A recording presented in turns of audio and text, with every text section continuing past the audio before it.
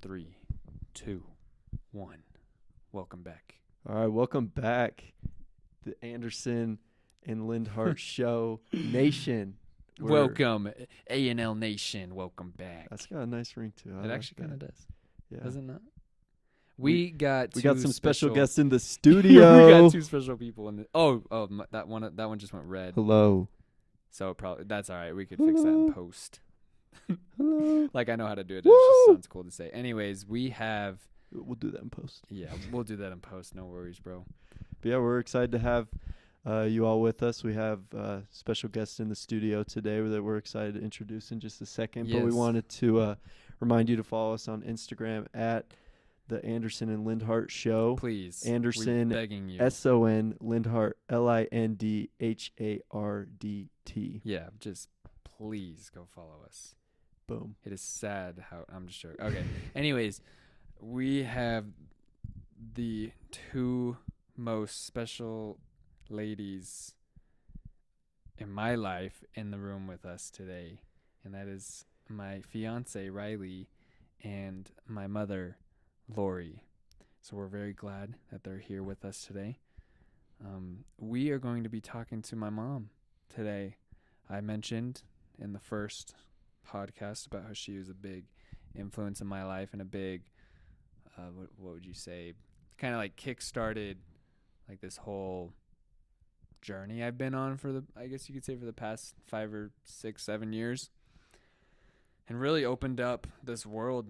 She kind of kickstarted your life for you. Yeah, she did kickstart my whole entire life. That is very correct. But yeah, she opened the door. Yeah, I bet Riley's mom did that for her too. Yeah, most moms usually do that. They kickstart their kids' lives. Anyway, so yeah, we're just gonna get to know her more and get to know her story more and how she's, her journey, just how it's progressed, how she's learned more about psychology, emotions, health, all that good stuff. And like we talked about before, we love finding out truth. We love doing that, and everyone has different truths that they found in their life, and that's a big part of what we want to do. We want to help you find that and be able to try out the principles and learn from our experiences and try them out for yourself and see if it works for you, or obviously just we want to help you all out. We want you to be able to improve your lives, and we hope that but should I call you Lori or Reese's mom? Either one. Either one. Call her mom. We'll just see what comes out. But as we're talking to yeah, as we're talking to Reese's mom, we're gonna say Lori. We're gonna say Lori. I'm calling her mom. Mommy. Mom, I had a bad dream. But as we're talking to her, there's a lot that we can learn and things like that. So we're really excited because there's a lot that I've learned from Reese that he's told me about what his mom has taught and influenced my life. And so I hope you guys take this seriously. It's a really good opportunity, and she's really good at what she does, and we're excited to learn from her. Yeah.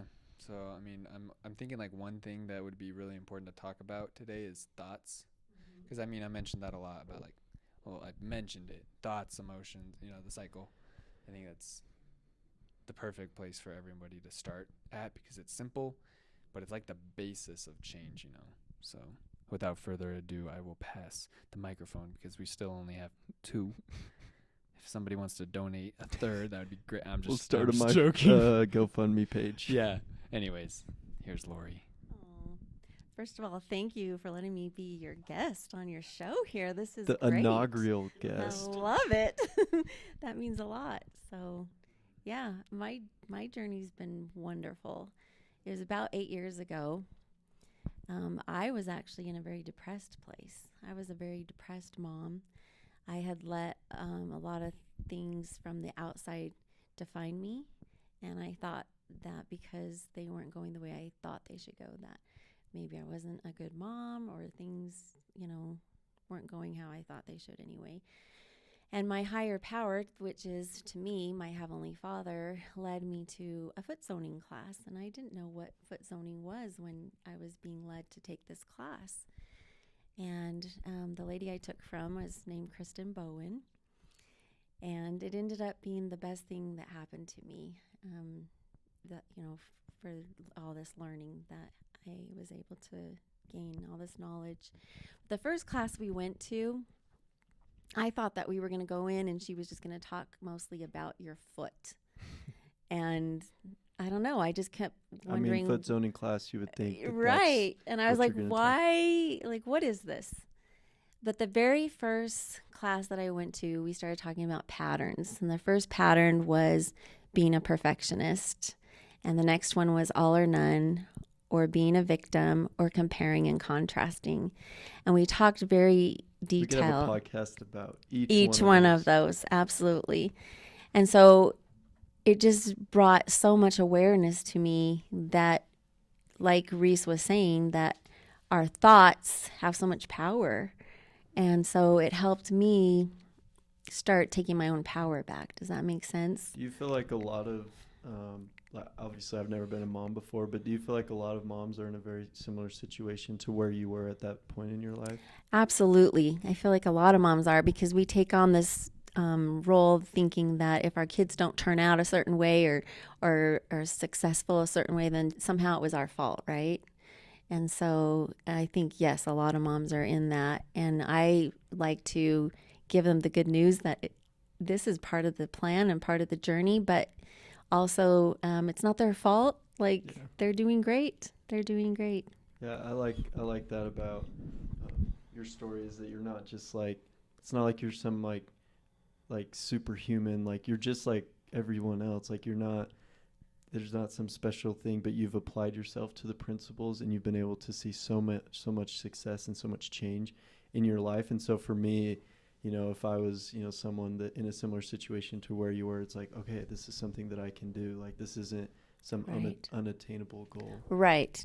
And it is simple. In fact, one of our first homework assignments was just merely keeping track of what we were thinking and not going in with judgment when we maybe had a thought about ourselves that wasn't the most positive, but we just had to become aware of how many negative thoughts we were telling ourselves throughout the day.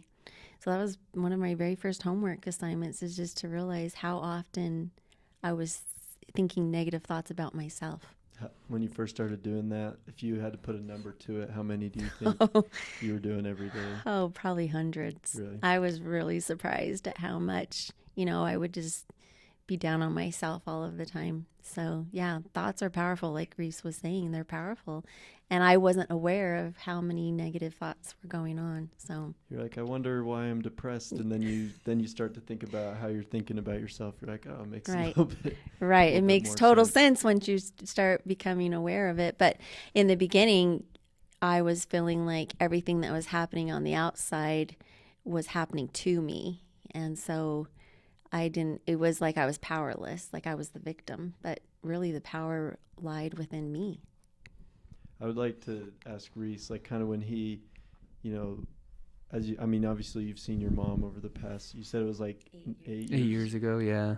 Like, kind of comparing and contrasting, you know, just obviously there's a lot of principles that have gone into this, but what is like the biggest difference from your mom 8 years ago to now? Wow. It's interesting because, like, when you're younger, I mean, I was in middle school, like 7th grade maybe. I mean, the 7th grade comes to mind. I think I was 6th or 7th. Yeah.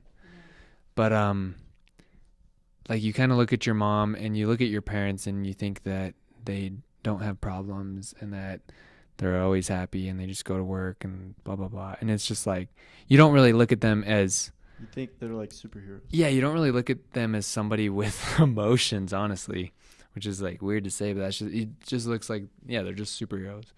And so, but now looking back and like seeing, I can look back, you know, with a new perspective. And I do see a ginormous change in my mom. And I mean, I feel like I need to think about this answer, but I think the biggest thing would be is there's passion and meaning in my mom's eyes now.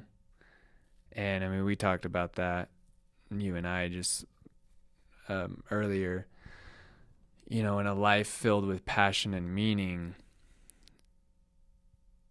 is just a lot greater, you know. And I mean, it's like the ultimate cure to depression and to mental illness, and it gives you drive when those hard emotions come up or when those hard times come up. It gives you this persistence and this desire to push through and to get through it, and to grow from it. So yeah, I would just say not only is she happier and has more excitement in life, and but the cool thing is like those sad emotions and stuff have not gone away because we're still human.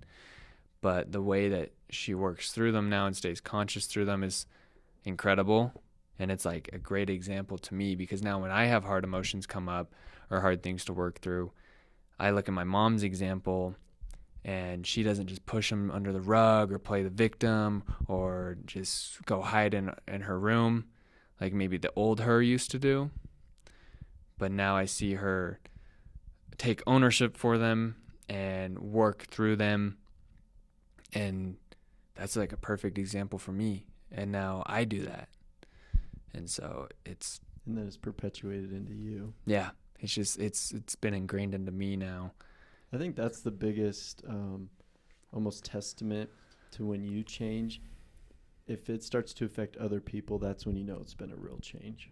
And I think that you can see that from your mom to you, especially on your mission. You know, I know when we were able to finally call our families and stuff like that, like just what a powerful influence she was for you and things like that. And it's pretty amazing to see that. And yeah. I would just be curious, Lori, to kind of hear that process of kind of, like you said, you were learning these principles and starting to go, and you know your first thing was to write down the negative thoughts, but then kind of what are some of the other steps to the being aware and conscious of your thoughts? Yeah.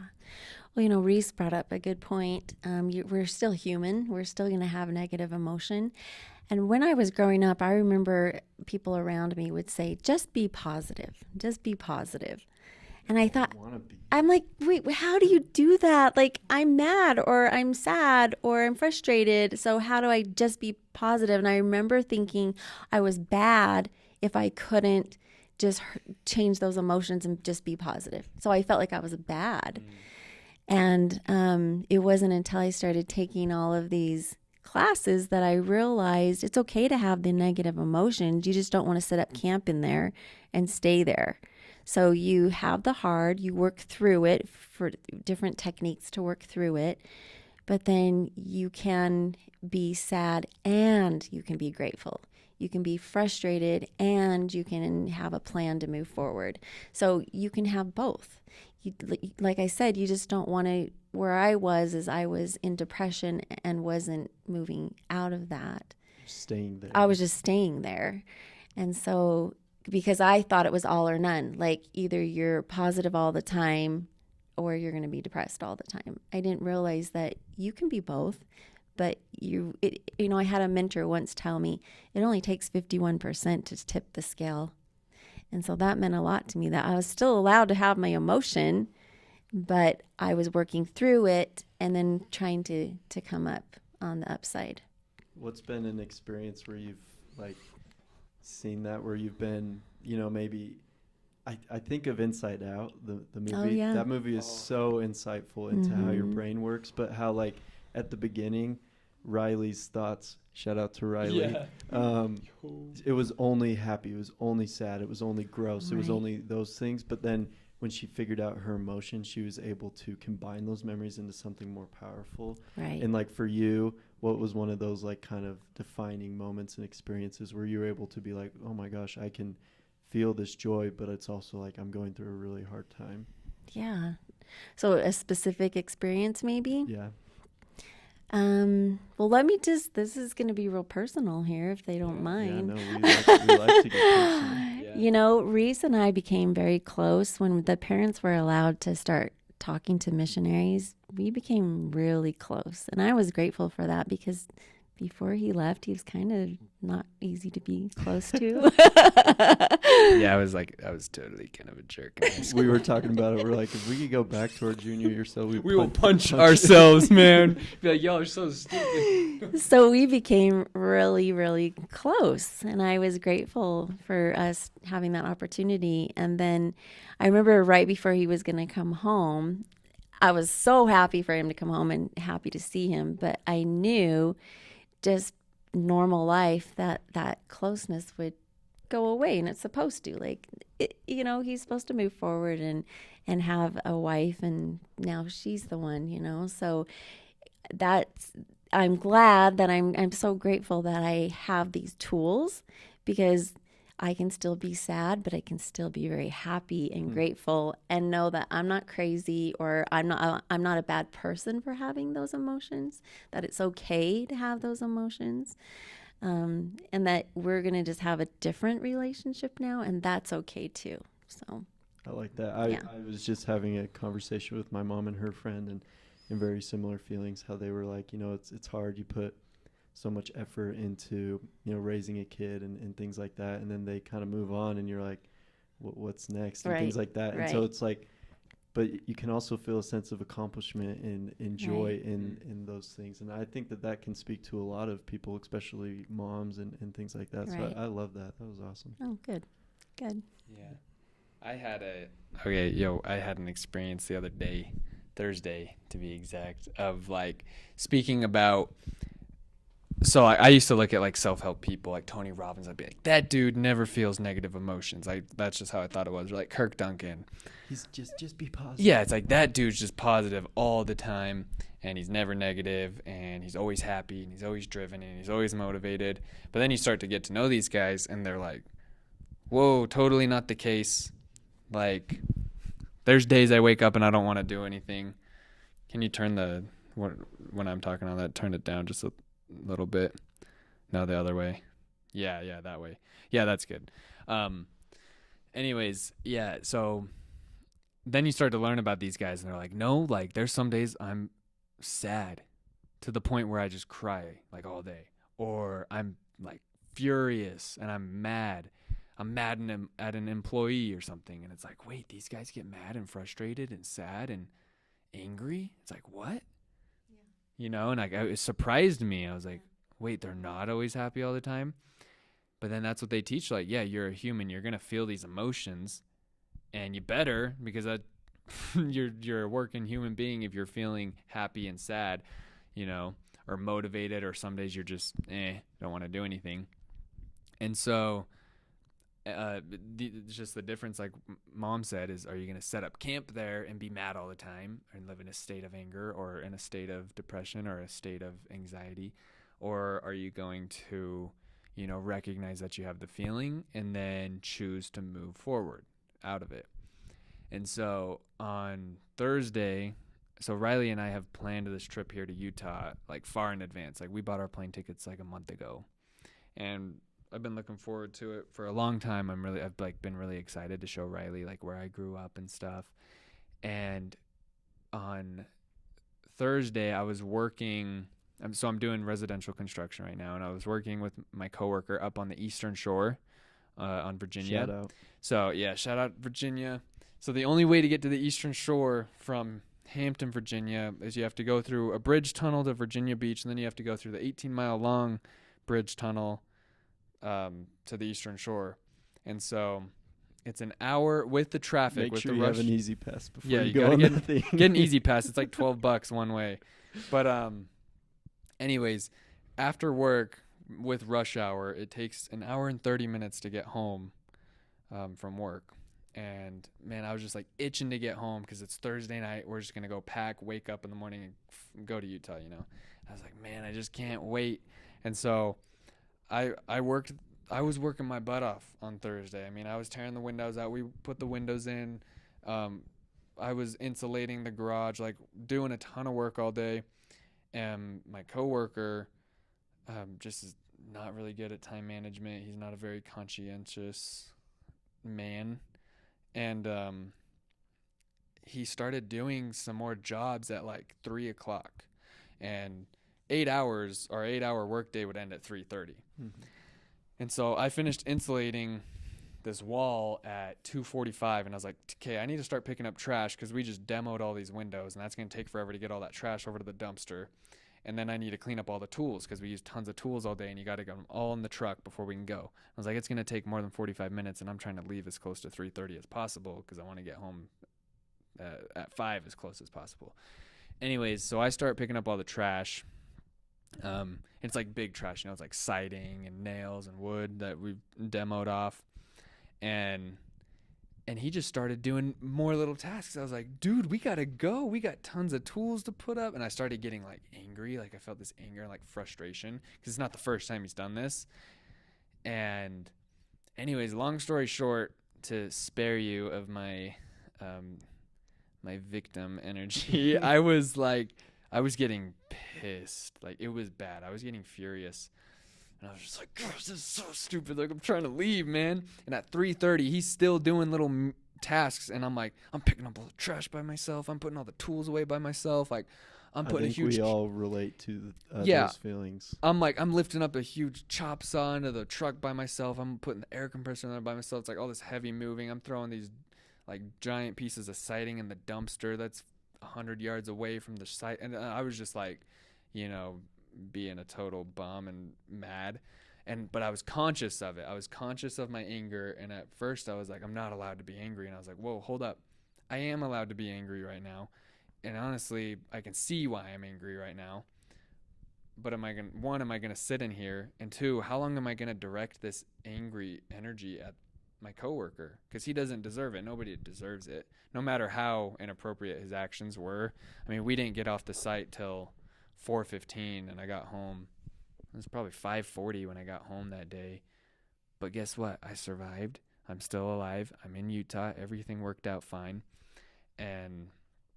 But moral of the story was like, I allowed myself to be angry. So I said that to myself. I was like, okay, it's okay to be angry. So don't get mad at yourself for being angry, because I was getting mad at myself. I was like, I shouldn't be mad. Like, that's rude. Because I was like thinking really rude thoughts about him, like really punch rude. him. I'm gonna punch this guy. He's so dumb, like making me late. But I was like, okay, hold on, like back up. It's okay to be angry. And then I did just a psychology tool and all I had was my phone on the drive home, and I just typed everything, like everything that was bugging me that day. It's like, man, he didn't put the tools away till 3:30. We were supposed to leave the site at 3:30. I worked my butt off all day. He was just doing little tasks, and you know, I was just like ranting. And then I just hopefully he's not listening. Oh no, yeah, don't worry. I was just typing so hard. My Twitter thumbs were out, man. And then I just deleted it. I didn't read it, obviously. I just deleted it after. I just took a deep breath, and I like to do this. Like the window is down, and we were driving, and I just like took a deep breath and just let it out, and just imagine it going out the car window. And then I was just like, all right, I forgive myself for having all those rude thoughts about him. And I forgive him for making us late to get home. And I felt better, like a lot better. And it was like, it all started with me noticing I was angry, allowing myself to be angry, but then taking steps to get out of it and not just living in it. And then forgiving myself and then forgiving him. Like the forgiveness part, if you don't do that part, then it's all vain. It's like you need to forgive yourself and forgive the person. And then like it was all great. I came home to Riley. We had a fun night that night, and we packed all of our stuff, got ready for our trip, and then the next day we traveled, you know, and it was fun. It was great. I really like that story because it's when you go into resistance and you don't allow your emotions, then they can sometimes become trapped emotions. That's another education that I got from Dr. Brad Nelson, the emotion code. Oh, I would love him to have him on. Yeah, and so allowing the emotion to flow through you, and then no judgment. Because when we start judging ourselves for having the negative emotion, we typically go into shame. And shame says, I'm bad. And we don't want to... What should we say? We don't want to go into shame, because shame will make us feel like we're a bad person for feeling the emotion. But exactly what Reese did was allowed the emotion. First of all, he takes the ownership that it's him that's having the anger. and then he goes through the steps so that he's not staying stuck in. Yeah, like I took the ownership of like, he's not making me mad. Right. Like I'm choosing, I understand. I'm like, okay, I'm choosing to be mad right now. I understand that. And it's really hard not to be mad right now. So I'm just going to let myself be mad right now, you know? Right. Because like I was mad, yo. I was like straight up mad. And I was like, but I need to allow myself to be, or else I'm just going to hold it in, you know? And then once it becomes trapped, then sometimes you take that emotion and you take it out on other people. Yeah. So moms and dads could bring, anger home and take it out on their kids. Or it, like when I worked at the Living the Good Life Naturally, Shout out. yeah, shout out to Living the Good Life. Kristen actually taught us that when angry customers come in and take out, they get frustrated or yell at us, they're not actually mad at us. They're mad at their husband or their dog or their kid, and we're the easy target. And they didn't go through the steps he went through to allow the emotion and then release it. It's like a bubble on your phone screen where you push it and you get rid of it and it pops up somewhere else on your phone screen. And it's Whoa, like for me, like I learned a lot about that with my anxieties and stuff like that. Like I would overcome an anxiety in a certain area and it would pop up in another area of my life. Yes. And it's very similar to if you don't know how to direct your emotions and things like that, like you start to be like, I'm having so much anxiety while I'm doing this certain thing and I have no idea why, when something else in your life can be totally affecting that. Is that true? That's exactly true. And a lot of times if you don't allow the emotion to, and we tend to shove it down. And so when I am doing foot zoning and I'm on somebody's foot, I can tell if they've shoved it so far down that it's all the way down into their bowels, their intestines. They've shoved emotion down. One of the techniques that I did with my youngest, who's a soccer player, is after a game, I would ask him, okay, what kind of technique do you need to use for this game? Do you need to go home and take a shower and just imagine all the dirty energy washing down the shower? Or do we need to roll down the windows and you yell out the window? And depending on how intense the game was, he would, pick one or the other. But I remember specifically one game where, they were doing some trash talk out there on the field and we rolled down the windows and we screamed out the windows the whole way home. But by the time he got home, he had processed, he had let it go, and there was no judgment from me that, he's yelling out the window and mad because he wanted to be mad, and that was okay. I wish I would have done that on some rides home from some games. I would have been a lot happier when I got home. Instead of lecture from Dad, he's like, you should have gotten a better defensive stance. And he's just like going on. You're like, Dad, I know. And whatever. Right? I like that. That's right. And that's something easy and applicable. Totally easy. And we started that when he was very young. And so now he just does it on his own, so he knows if it's not that an intense game, but it was still, there's going to be emotion out there on the field. But if it was a level maybe 3, he can go home, take a shower, envision all of the anger, the frustration, whatever emotion he's feeling, and it's just going down the drain in the shower. So he picks. Are there other techniques that you've seen or used to not bury that emotion? Because I think like me and Reese have talked a lot about just how buried emotion can just like we were listening to a song right before we started our earlier podcast today, and just even in that song the rapper is talking about how he's burying emotions and things like that. Like it's something that we all do, but we know how unhealthy it is and things like that. So what are some other things that you've done or seen? Unhealthy. Writing, I think you guys have talked about that. Writing, sometimes just, writing it down. Sometimes you need to burn it or you just need to get it out. I was taught that you want to teach your body to get it up, out, and away. So that's why writing and burning is such a good thing, because you're getting it up, you're getting it out, and you're teaching your body to get it away. So writing's good. Talking to somebody, I think a lot of people don't have people to talk to because they feel judged. So if you can find somebody that you can talk to without any judgment, I think that's great. I would love people to come see me and have the modality of foot zoning. We balance chakras. We just help you get back into balance. All of us are so tightly wound up in this world nowadays that we forget to just breathe and Yeah. relax, and so we're just holding all the time. In fact, if I was just to even remind us right now, I bet some of us have tight shoulders or tight necks, or our teeth are clenched, or our hands are tight. We just are so tightly wound up, and we just need to breathe. Would you consider prayer like communicating with God?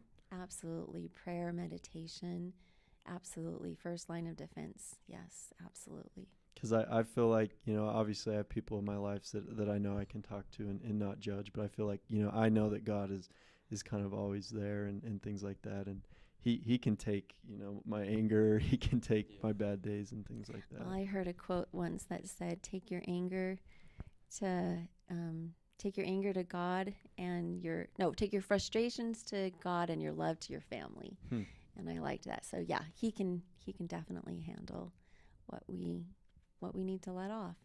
Yeah, I like that. So kind of like going into some other, principles of becoming aware of your thoughts. We've kind of talked about like writing them down, and we've talked about expressing them and not, putting them, burying them down. What are some other principles or things that you've seen help you control your thoughts and become aware of them? A lot of times thoughts, I think we were just talking about this, can be, old emotions. So even when you were younger, so taking care of the younger you that's inside of you now being responsible. You hear, you see sometimes people acting as if they were 5 and they're 20. It's because I never do that. It's because there's little 5-year-old boy or girl inside of them that never got their way or never felt heard or understood. And it's still coming out now, even as an adult. And so now it's our responsibility to take care of that younger us, be there to love them and reassure them that things are going to be okay. Yeah. Mom and I went to a seminar in Salt Lake City back in February. And so it was like was it 3 days? 3-day event. So it was a 3-day event. Each day was from, I think, 9 to 6 with a 1 lunch break. I mean, they're long. And it's called The Art of Mentoring. It was through 3 key elements. Kirk Duncan was the main teacher for most of it. But anyways, like he parts of it, he would mentor people just live. So he would do a Q&A, and every time it was a Q&A, you knew that it wasn't really going to be just a Q&A. It was actually going to turn into a mentoring, like right in front of I'm everybody. not trying to ask a question. Yeah, man. Like, it's crazy. But anyways, this one guy stood up. His name was Peter. We still remember his name because it was such a powerful experience. Like, it's like ingrained in my memory how powerful this was. So I don't know how many people were in that room. About 800, close to 1,000, big seminar. And by the end of the 3rd day, you've gotten to know so many people. You've had emotional breakthroughs. It's really incredible. Anyways, this guy's name was Peter, and he stood up, and I don't even remember what question he asked. So we sang the Fight Song by, what's her name? Oh my gosh. Do you know her name, Riley, who sings Fight Song? This is my Fight Song. No, it's not Ellie Goulding. I don't know who Riley, it is. can you look that up for us? Yeah. Anyways, so we sang that. Patton. Oh, Rachel Platten. Rachel Platten. There we go. Yeah. Oh gosh, I'm getting a little too loud here. Yeah, turn it no other way. Yeah. Okay. Oh no, wait. Yeah, that's good. I talk louder than you. Anyways, so we all sang that like as everybody, and Kirk Duncan was like, just sing crazy because we were trying to get similar to the yelling out of the window type of deal. Yeah, trying to like strengthen our voice. Anyways, and not like physically our voice. I mean like, can we speak our truth? Strengthen that aspect of it. And Peter said, when I was trying to sing loud, I felt like I wasn't allowed to, and I would stop and I would be quiet again, and I would kind of just start singing quiet again. And he's like, why is that? And so Kirk Duncan started mentoring him. He's like, so where do you feel it? And he's like, right in my throat, like the emotion. He's asking, where do you feel the emotion? He's like, right in my throat. He started asking him, what color is it? He said, it's black. He said, how big is it? And he said, it's like a truck. He's like, a truck? He's like, how big is the truck? And he's like, it's like a semi-truck. He said, he's at a big semi-truck. He's like, no wonder you can't sing. You got a big semi-truck of emotion in your throat. Anyway, he started mentoring him, started asking him more questions. And got to the bottom of it, when Peter was growing up, he would be yelling and singing and stuff when he was like 5, 6, 7, and his sisters and his mom would tell him to shut up. So his sisters and his mom, so feminine, would tell him to shut up. They say, shut up, Peter, you're so annoying. Stop singing, Peter, you're so annoying. Stop yelling, Peter, you're so annoying. Shut up, shut up. And so he would shut up. And Kirk Duncan just called it. He said, I bet you just do pretty much whatever your wife says, huh? He's like, yeah. He said, do you feel like you have a bit of voice in the relationship? No. And he's like, wow, okay. I mean, is that something you want to change? Do you want to have more of a voice? He's like, yeah. And so that's just a perfect example of how that 5, 6, 7-year-old Peter was acting out. He told us how, I think he had like 2 or 3 kids. He had a family, a wife, and here he is in his upper 30s, and he's still acting like that little 5, 6-year-old who was told to shut up. And anyways, I mean, it was amazing. Kirk Duncan had him come up on stage and sing the fight song in front of 800 people as loud as he could, and he had to belt it. And if he wasn't belting it, Kirk Duncan would say, louder, louder. And Peter, by the end of the song, was screaming. And you could see all this frustration he had. He was just letting it out, and it was so intense. And people were crying, and I was crying. I was like, wow, this is powerful. And afterwards, everybody was like, yeah, Peter. We all clapped for him and stuff. And everybody, it was just incredible to see this emotional breakthrough he had. You could literally kind of see that truck that was in his throat just start to break up and be released, you know. And it was amazing. But that's just a great example to see of somebody who, that little kid was still them, and he was almost 40 with the family, you know. So I have a question with that. I feel like we've talked about how you a lot of people come to a moment where they're like, I need a change, or they have a breakthrough moment, or you have a moment of motivation and things like that. But emotion only lasts for so long, and then you kind of are back to your real life. Like, I'm sure Peter went back the next day, you know, to home, and he's like, all right, now I have to actually apply this. What are some of the things that you've found to kind of capitalize on those really powerful moments, or those moments where we feel like we need to be doing better? Right. You know, this work is not a one and done. It's every day that you're doing it. So we also like to have a vision board in our house that keeps us as a family or personally? Personal. Okay. That way you can stay aligned with what your goals are and what you're trying to do, because our brains like to default back to what's most comfortable and what they've known. And so if we're not consciously creating something every day, it will default right back to what was comfortable. So if you were in a habit that you're trying to break, if you're not consciously every day maybe looking at a vision board or having affirmations that you're saying to lead you toward what you want to become, you will automatically default to that old habit. What's something that you've had on your vision board that you've been striving for and you've been able to achieve that? Oh, lots of things.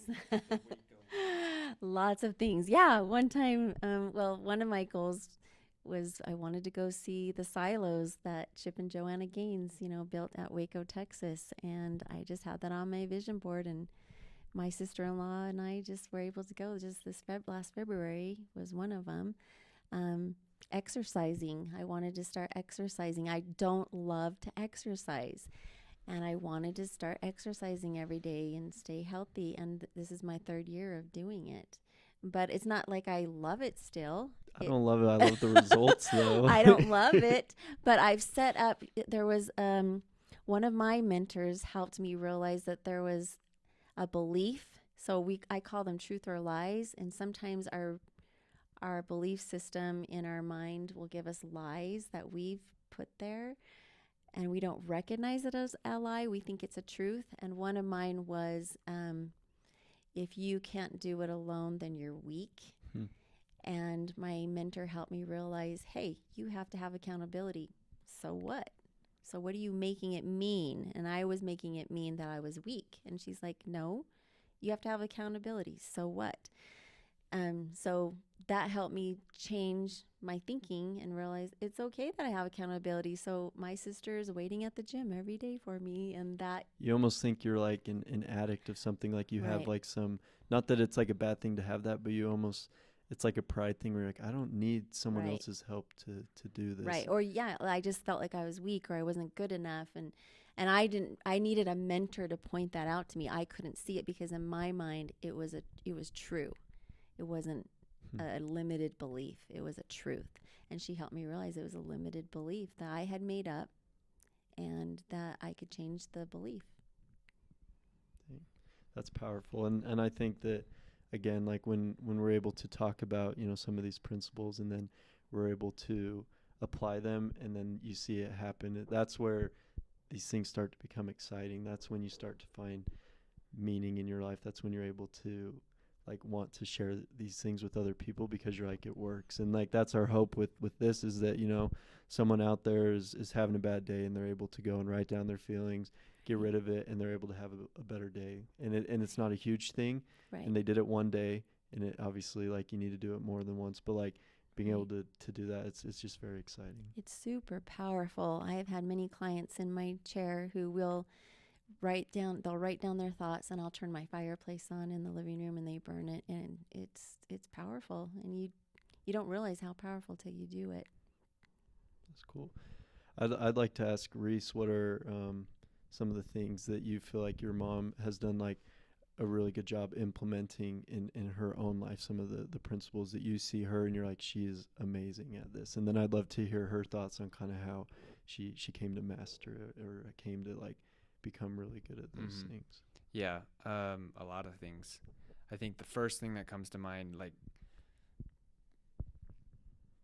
very powerfully in my mind, like it's just like right as you asked the question, just one thing came ringing in my mind, and that's I don't know how hard it is to be a parent, obviously, because I never have been one, but I can imagine that watching your kids, you know, who you love so much, go off of the path that you've raised them on is devastating, and it's really hard, you know, to watch that happen. And I'm sure you feel dumb, powerless, helpless, sad, depressed, just a lot of negative things watching your kids. You take a lot drift of the away. accountability. Yeah, you feel yeah. like it's your fault.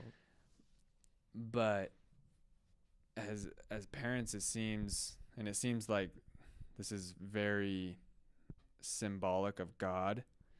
I mean, God watches his children screw around down here, but he loves us, you know. And it never changes. Yeah, and he supports us, and he's here for us. And as a parent, that's the game, it seems like. That's the game. You're learning that unconditional love and support, and you have to learn how to let go control. So that's the point I wanted to make, is let go control, because I almost feel like it's human nature for most of us to want to control. You want to have control. You want to have control over people. You want to change people. You want to save You want to have people. control over outcomes. Yeah, exactly. We feel, I mean, that's where anxiety comes in, is when you feel like you don't have control. Well, the reason we want control is because it helps us feel safe. Yeah. And so when I'm talking about us being all wound up, that's because we're holding, because we're trying to control, because it brings safety to us, a false sense of safety, but that's what we're trying to get. Exactly. And like when we talk more about psychology coming up and whatnot, I mean, you start to learn about the brain. You learn about the primal brain. You learn about evolution. You learn about how the brain was designed to keep us safe and alive. And your brain is going to always try to keep you safe and alive. And if you don't take conscious control of it, that safe and alive instinct is going to screw you over in life. It just will. Even though your brain is trying to keep you safe and alive and it thinks it's doing a good job, it's typically going to mess you up. But letting go control, there's that Post Malone line where he says, there's no way I can save you because I need to be saved too. And like, I always just, every time I listen to that song, what is it, Goodbyes, I just think, I'm like, wow, that's a powerful line. We can't save each other because we all need to be saved. We're all so far gone as human beings that all we can do is love each other, and influence and support each other. And so as a parent, and that skill that my mom is continuing to practice every day of letting go control is not just with the kids. The reason I bring the kid example up is because that's a really powerful example, because it may be the most difficult thing to let go of. But even little things like someone cuts you off in traffic and you just have to let that go. Or you're late to something and you just have to let go and accept the fact that you're going to be late, instead of driving like a maniac and putting people in danger. It's like, deep breath. All right, I'm going to be late. I'm going to roll with whatever. It's going to work though, I'm not going to die. You got to remind your brain, it's all right. We're not going to die. We're going to be safe. Everything's going to work out how it should be. And so like that's a skill that is hard. And it's not like my mom is just perfect at it, but it's a skill that she is willing to put into practice every day. And it's going to be every day for the rest of her life, for the rest of your life, for the rest of my life. And that's just letting go control, control what you can, but the things that are out of your control, you need to accept that, or else it's going to drive you absolutely mad. So what are your kind of thoughts on you said letting go control, or what? Yeah. Okay. I haven't learned much about that principle, so I'd love to kind of hear like your thoughts on that. Yeah, exactly. The only thing that I can control is myself. And I like kind of to use the word manage a little better. Like I like thinking of I'm managing myself. I'm managing my brain. But yeah, we're the ones who can manage ourselves, and what that's where I guess the word control comes in, is where we're controlling ourselves, managing ourselves. It gives the power back to you when you kind of say that. That's the good news, right? Because then you have the power. There's so many people who grew up and they were a victim. Let's say they were a victim to, being molested when they were a child, something very devastating where they were a victim. But because they were that victim, their brain will go back to that victim anytime. Like if they're cut off in traffic, it might be harder for them to recognize that they can still manage how they feel about it, because they go right back into being the victim. So this is the good news. We have the power. Once we recognize that it's our thoughts that are creating the emotion, then we can decide what thought we want to have, and that's where the power comes in.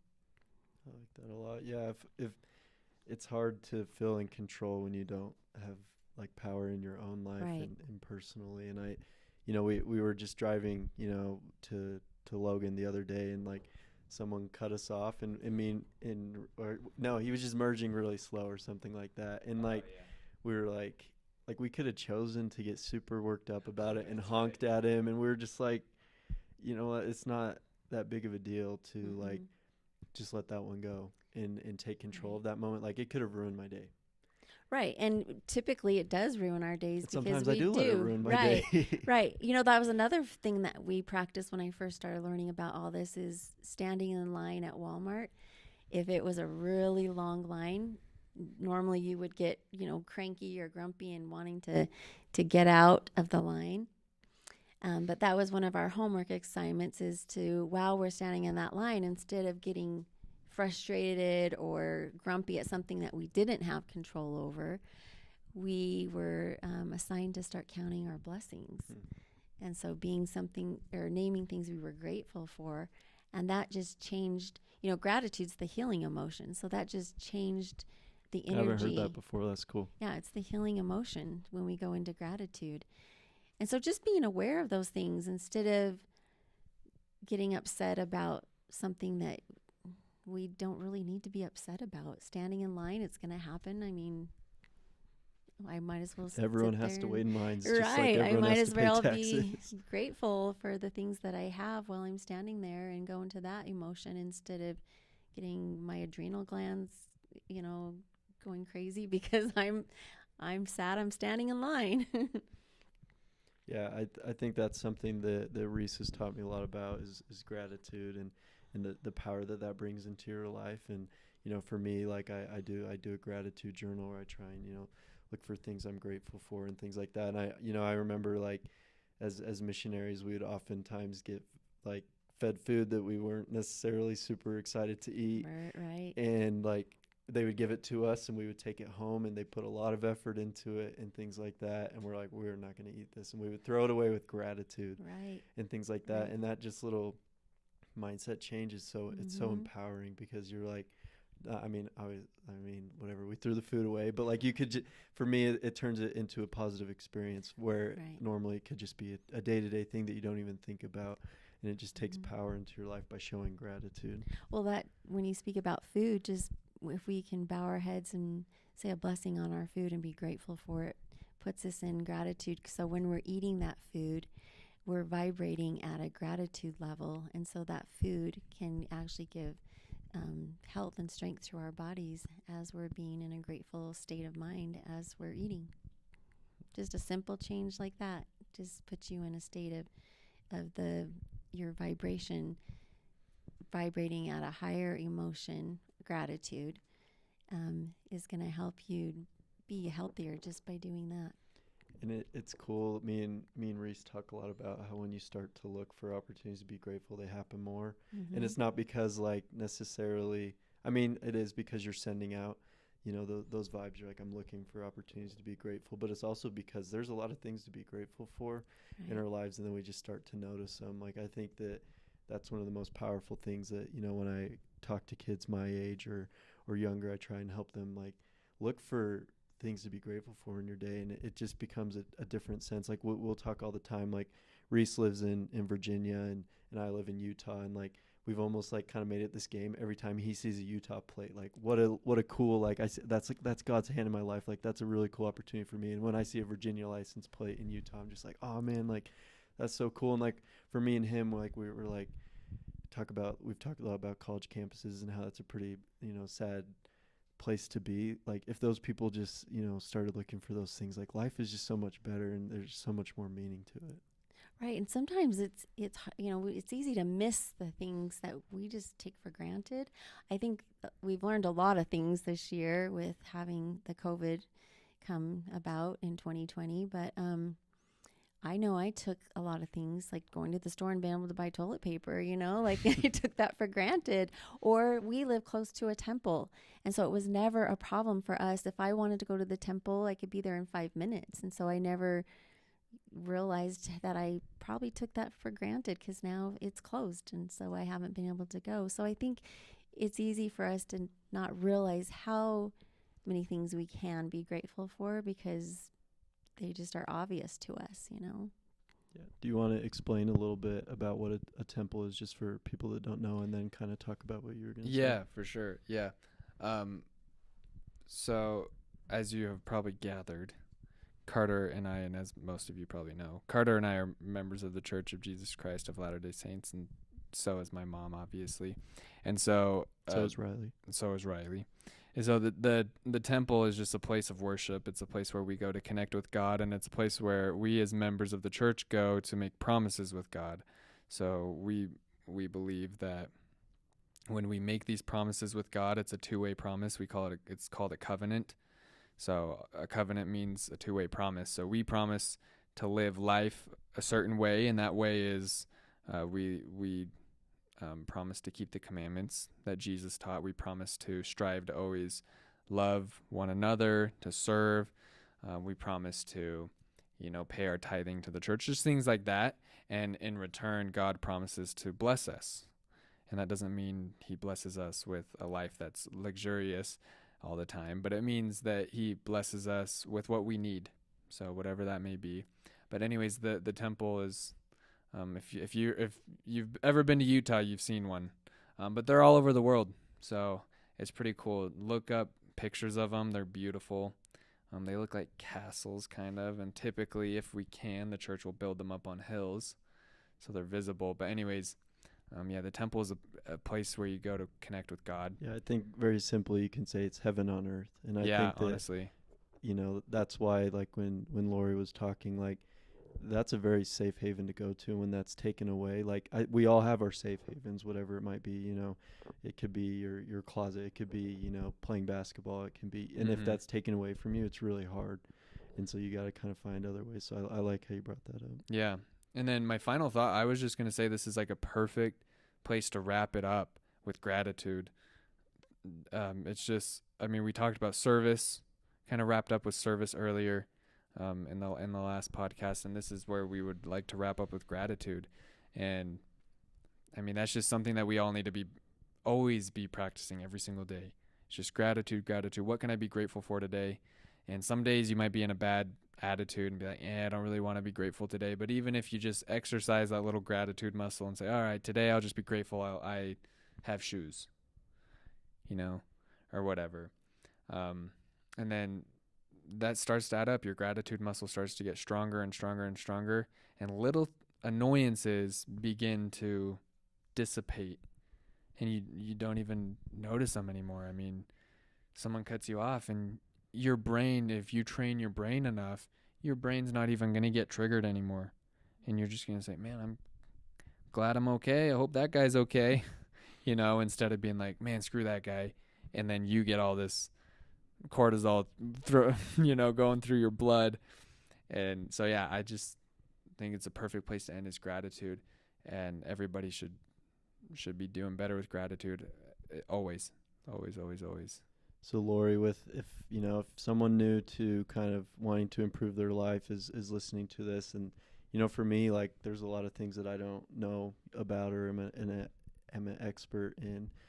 If you were to tell them one thing to apply to work on, to try and start doing today, right now, what would that be? I think for starters, just the awareness. Becoming aware of what you're thinking. Like I said, there's so many thoughts that go through our heads, our brains every day, and we're not aware of what we're thinking. So maybe just being aware, what am I thinking? And especially about myself. What am I thinking about myself? Because when you know better, you can do better. And so once you can be aware and know what those thoughts are, then you can start to do better. So coming at a place of you're just loving yourself. You're not being judgmental of those thoughts, but you're starting to be aware. What am I thinking? What thoughts are going through my head? So that I can do better at loving myself and thinking better thoughts. I like that a lot. And I think, it's important to not let yourself get overwhelmed and feel bad about, because obviously we can always improve. There's always going to be someone better than us, but if we take what we can control and try and apply that into our life and just do one little thing every single day, it starts to make a difference. So yeah, usually if you're in overwhelm, usually it's because you're trying to be perfect at it. So this is not about being perfect. It's about just trying and putting in the effort. And so yeah, if you catch yourself going into overwhelm, know that you're trying to do it perfectly. And we're not doing it perfectly. We're just trying to be aware so that we can change and do something different. Yeah, I like that. So it's a good place to end. And, if you made it to the end of this podcast, really, really grateful for you staying. Enter this code to get a temperate. No, I'm just kidding. But yeah, we're grateful that we're able to. One day we'll have huge sponsors. Yeah, huge sponsors. Red Bull. Lori loves Red Bull. No, I'm just kidding. But yeah, we're really. Lori does not condone Red Bull. Disclaimer. Yeah, but we're grateful that we're able to have you on and be able to pick your brain a little bit. And, I definitely learned a lot and feel uplifted after this. So thank you for coming on. Thank you. Love you, Mom. I love you, Reese's Pieces. Okay, we'll cut that. No, I'm just kidding. Oh, gosh, I hope nobody heard that. There you go. Pretty soon there'll be baby pictures. No, but oh my. Anyways, we're grateful to have you on again. Follow us on Instagram and that's right. And please follow us. We're desperate. Just please, come on, slide into those DMs for Carter. That's right. We're trying to get Carter. Yeah, we're Person. trying to get married. But yeah, no, he's just a good man trying to get married. Come on, help him out. We appreciate all the support and look forward to continue to get to know you guys and continue on this journey to find truth and improve ourselves. So we'll talk to you again later. Love you. Bye. Peace out. Love you. Bye. So on the mission, how do you stop this? You just click stop. The square or circle. Yeah.